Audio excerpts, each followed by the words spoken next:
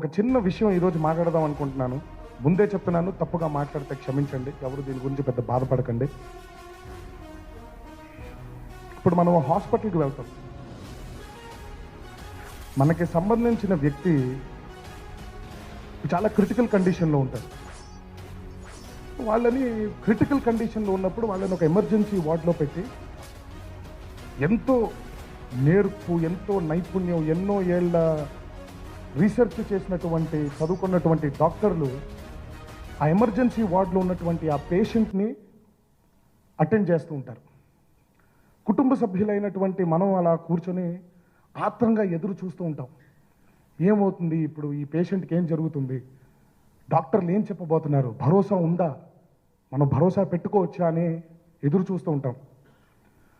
అంత నైపుణ్యం ఉన్నటువంటి డాక్టర్లు ఏమంటారంటే, ఆగండమ్మా, ఒకసారి కరెక్ట్గా చెక్ చేయనివ్వండి, టెస్ట్